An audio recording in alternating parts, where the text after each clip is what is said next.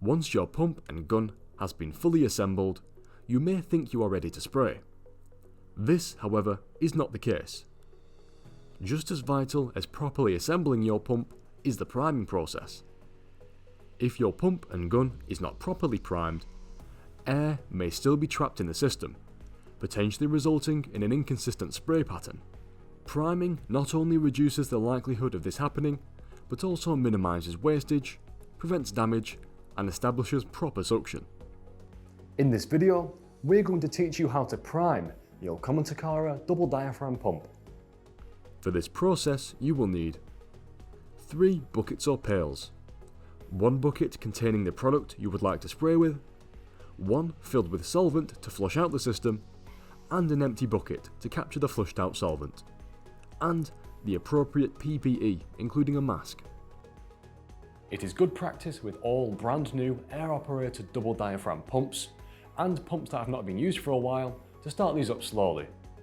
Now would be a good time to wear full PPE, including a mask, because we'll be working with solvent.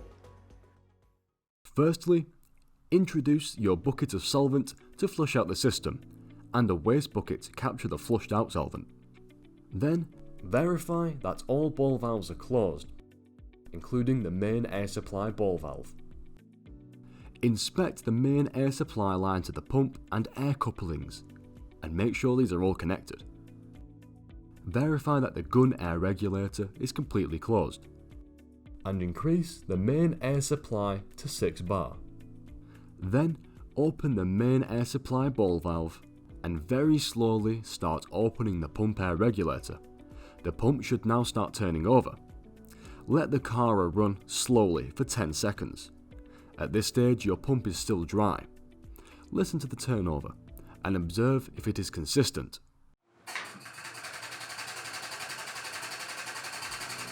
Close the main air supply ball valve to switch off the pump, and then remove the recirculation tube from the hose assembly and place it in the empty waste bucket. Place the product intake hose into the solvent bucket, and verify that the compressed air supply pressure is at 6 bar. Open the pump air supply ball valve and then open the recirculation ball valve. Slowly start increasing the air supply on the pump air regulator. The car should now start up. Once this is taking place, verify that the recirculation hose is still securely placed in the bucket, ensuring to hold the tube against the wall of the bucket to prevent splashback. The pump will now start sucking up solvent, and this will be flowing out of the recirculation tube into the waste bucket. Leftover test fluid will be flushing out. Once the solvent exiting the recirculation tube runs clear, close the pump air supply ball valve. Take the recirculation tube and place it back into the solvent supply bucket with a product intake hose. Then, walk over to the fluid regulator and verify that it is still completely closed. Open the pump air supply ball valve slowly. The pump will now recirculate solvent through the system. This process is to loosen up the diaphragms. Slightly increase the air supply pressure on the pump air regulator to make the pump run a bit faster. Then, run the pump in for 2 minutes, letting it recirculate. Whilst that is taking place, walk around the system to check for leaks. Visually observe that there are no leaks coming from the anti-pulsation chamber. Uncoil the fluid hose and hang the Segola X4100 spray gun using its gun hook on the rim of the empty drum. Close the recirculation ball valve. The pump should stop pumping. If it is still pumping, then there is a leak. If there is no leak, increase the air supply pressure on the pump air regulator to 4 bar. Finally, it is time to earth the pump by connecting the earthing cable to your spray booth grounding point. Now it is time to flush out the gun. Firstly, open up the fluid regulator slowly.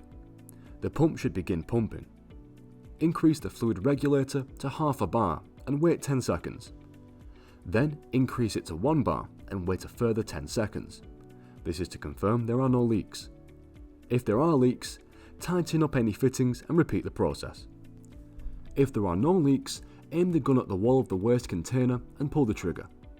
Observe the colour of the solvent exiting the gun. Release the trigger once it runs clear. Remove the recirculation tube and product intake hose from the solvent container and let it drip dry.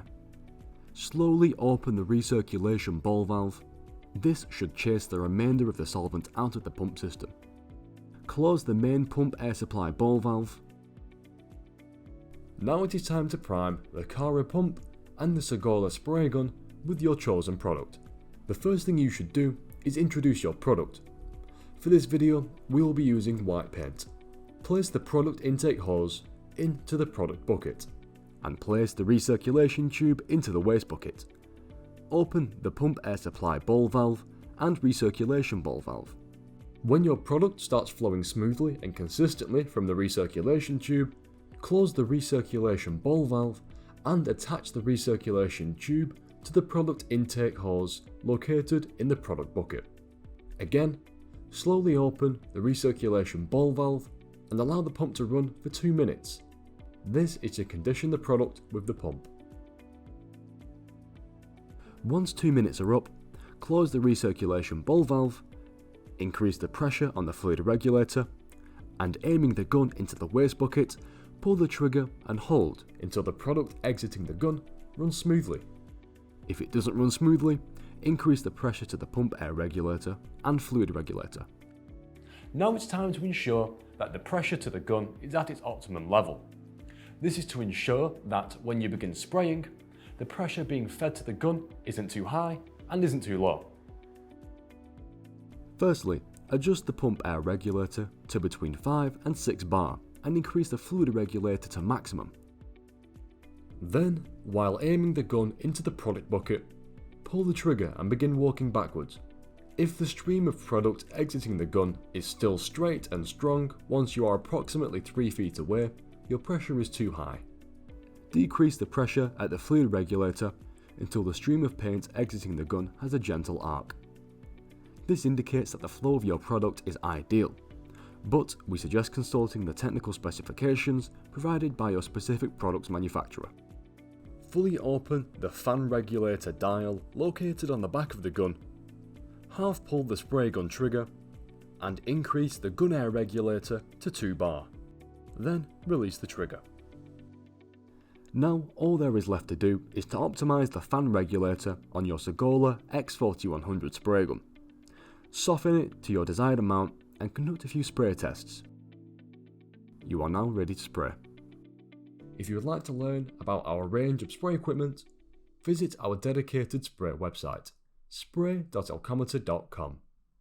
To take a look at our other products, visit our main website at www.elcometer.com.